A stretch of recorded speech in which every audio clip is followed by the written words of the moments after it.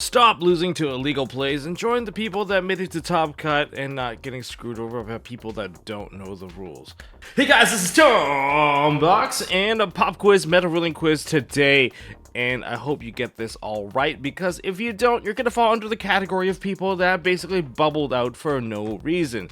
Or rather, they got kind of screwed out of a potential top, an invite. And if you have an event coming up this weekend or the next, you definitely need to know this, especially if you want to earn your invite. You don't want to be screwed by the rules, or rather screwed by illegal plays and abuse of the rules.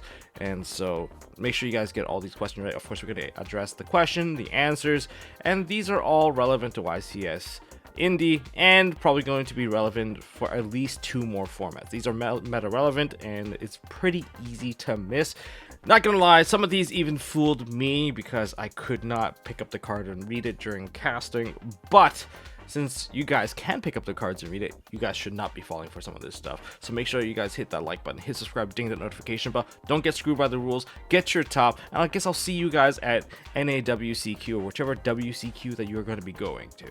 Before we jump into the quiz, just check out MST.merch.com. MST.merch.com. We've launched our new Heart Ablaze fire sleeve. I designed the sleeves myself, especially when it comes to the willpower sleeves, whether it be the Ulti Ego, the Ulti Instinct, or the current Heart Ablaze. Get it in a bundle so you guys can get it with like an oversleeve to protect them. They look super good. Honestly, one of my favorite designs that I've made, and compared with the Ulti Ego, Ulti Instinct, I think Heart Ablaze is probably the one I like the most now. Yeah, and of course, it really helps out the channel if you guys do so. If you want to sort your collection, protect your foil sleeves, or just get some competitive, just plain color sleeves, that's available at MSTmerch.com. And if you want to sort your collection, we got box dividers, which stores apparently really like. Anyways, let's get into the quiz now. Alright, question number 1. We're gonna dial back into our previous video regarding Bota. So, there's actually more Bota rulings, and here's the current scenario.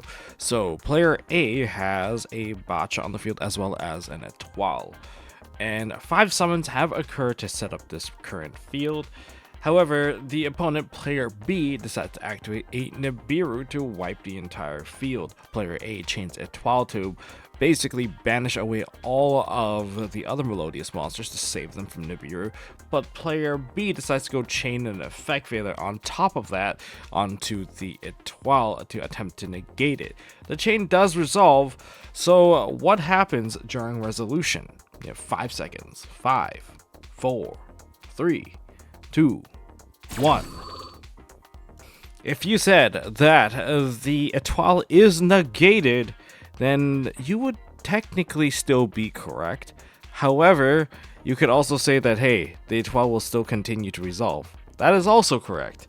The reason why? Well, first of all, Effect Veiler does successfully negate the Étoile. However, because Bota, or rather Baka, is still on the field, the Melodious monster's activated effect cannot be negated. Even if the monster is negated, the effect will still go through. Much like the Altergeist cards, if you have the Altergeist continuous trap card, and your stuff essentially cannot be negated, even if there is a skill drain on the field. That's how powerful something like this is. But in this case, because the Baka is still live, sure, if you use an Effect Veiler or an Imperm on Baka, the protection effect will get turned off, because it's the continuous effect of Baka that will be turned off, which essentially turns off the, I guess, the activated effects of your Melodious monsters as well. But since the Baka is still technically live, during the resolution of this chain, I guess Étoile will be negated in that particular chain link. However, during the chain link of the Étoile activating for its effect, it will still continue to resolve. In other words, it's still going to banish away all of the other Melodious monsters. Is that confusing? This is something that did occur on stream during the match between Yubel and Melodious. So yeah, definitely something you need to be aware of. Question number 2, legal or not legal? We're going to play a quick game of legal, not legal. I'm going to describe to you a scenario. You can find the illegal play, or if everything is legal, then you guys don't really have to say anything, but I'll also go over the answer with you of what the heck is going on here. So this is your question. Alright, so we have a Melodious player activating a copy of First Move in solo and summons out Aria onto the field. Then they normal summon out a Refrain. Using Refrain's effect, they get Couplet, they place it onto the Pendulum Zone, and then they activate the Couplet to add a Concerto. They use that to fusion summon into a Baka using the two Pendulum monsters, Baka Chainlink 1, and then you have Refrain and Couplet Chainlink 2. Those two go onto the scale, and then the Baka summons out a Shapina. And then they choose to load something into the graveyard using Refrain's effect, targeting the Baka to then dump into the graveyard a Sonata, and then they use the Shapina effect to add back the Sonata. So was that legal or illegal? You guys essentially have 5 seconds to answer. 5, 4, 3, 2, 1. And that play was illegal. Why is it illegal? It's because Aria, the monster that you summon at the very beginning, prevents your Melodious monsters from being targeted. However, it's not just the opponent's cards that can't target, your own cards also cannot target the Melodious monsters, which essentially turns off the Refrain's ability in the Pendulum scale to dump one into the graveyard by boosting the attack. Yes, that part is actually not available, and some people somehow got an extra extension or got their key extension through this effect, and that is absolutely incorrect. They have to work around it if they decide to start with that, and that is something that we have to keep in mind, because this could lead to some really big boards built really illegally. All right, question number 3. Most people are probably gonna get this wrong. Legal or not legal? So we have Tenpai versus Kashtira in the scenario. Now let's establish a scenario here first. So we have a negated Fenrir that got negated by an infinite impermanence earlier on in the turn, and to build the rest of this current field, so we have a Sangen summoning that's also on the field, and we have a normal summon out Pydra effect, get Sangen Kaiman activated to add the Chandra into hand using Chandra's effect, summon it onto the field, and now we're proceeding into battle phase. But please note that there is a dimension shifter that's currently still live, activated the previous turn, so monsters are not hitting the graveyard. Okay, so during the very first part of battle phase, there is an attack declared with Chandra, and through Chandra's damage step effect, we're going to summon out a Fadra out of the deck. And there's nothing to revive because we're currently under shifter. Okay, then the Pydra declares an attack, and then the Chandra is going to activate its effect to synchro summon. Note that the Fenrir is in defense mode, so there's no real damage going through because of Pydra. The monster cannot be destroyed by battle thanks to the Fadra. And in any case, we're moving on, and they're going to perform a synchro summon.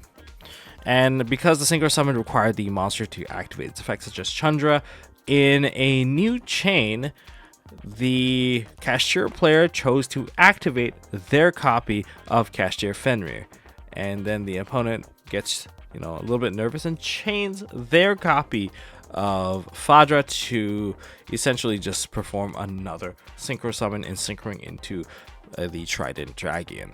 Okay, so Chainlink 1 is going to be Fenrir, Chainlink 2 is going to be Fadra. However, the question now is, was the activation of that Fenrir legal? Was it legal to activate it? It was negated after all. You guys have like 3 seconds to answer this. 3, 2, 1. The activation of that Fenrir was 100% legal. Negated monsters can activate their effects, and I would say a lot of people actually got this one wrong. Why?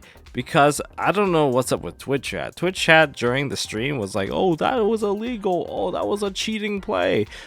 No, that was called outskilling the opponent. Like, there are many scenarios where that play would probably still resolve properly. 1, you just activate Book of Moon. 2, Book of Eclipse. 3, maybe you have a Daruma Karma Cannon. These are all options that would flip the monster face down after the fact, and then they would still resolve successfully because flipping a monster face down would allow it to resolve legally. But in any case, a monster that has its effects negated still can technically activate, but that means that if you have a Lone Fire Blossom on the field and you have Skill Drain, you can activate the Lone Fire, pay the cost, and still get the summon out. That's why negated monsters can still activate, just for a little clarity in terms of the example. But we're going to go to question number 4, which is actually a tie into this particular question here. Question number 4, we're going to continue with the hunt for the illegal play from the previous question. Now, we've developed the chain link already, alright? We've got chain link 1, Kashtira Fenrir. Chain link 2 is going to be the Fadra. So, Fadra synchro summons with the Trident Dragon into Trident Dragon, and then the Fenrir's effect is negated. And then they start a new chain, activating Trident Dragon's effect, destroying Sangan summoning, and that was the only thing to destroy. They run over the Kashtira Fenrir, and they attack for 6,000, which was 100 short of taking game lethal damage. Where was the illegal play here? You have 3 seconds. 3, 2, 1, 0.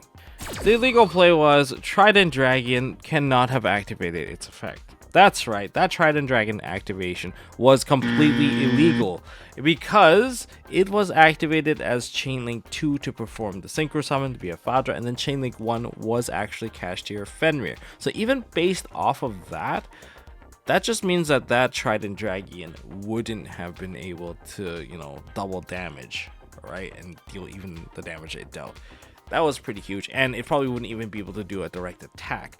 Those are all just very big factors that people need to understand regarding Tenpai, is that Trident Dragon, if they are forced into that play, just even randomly activating cards could mess up their chain links. In the case of Logan, so this is shoutouts to Logan, of course, who kind of, you know, indicated this to me, so Logan Johnson. But for sure, this is something that needs to be caught, because you could take lethal damage, and especially when it comes to Trident Dragon, whenever that monster gets summoned onto the field, you're basically getting really close to closing out a game. And if you don't catch illegal plays like this, you're going to get game for no reason, and once you pick up your cards, it will be too late to even repair the scenario any further. So this is something to keep in mind for all players, that Trident Dragon has a when you can trigger, which is a trigger that can miss timing if it is not the last thing that occurs. If Fadra was Chainlink 1 and then you perform that Synchro Summon for the Trident Dragon, then yes, you would have been fine. Trident Dragon will be able to destroy, will be able to do all that fun stuff. But in the case that it is not Chainlink 1 on that Synchro Summon of Trident Dragon, and that Trident Dragon will not be able to destroy. So if people get fancy with their chain links and whatnot, and they kind of forget about it, this is where they can get really, really punished. Question number 5, we're looking into Enigmaster Packbit. This is the question that many people had on stream, and so I am going to pose it right here, and just for clarification's sake. So Enigmaster Packbit.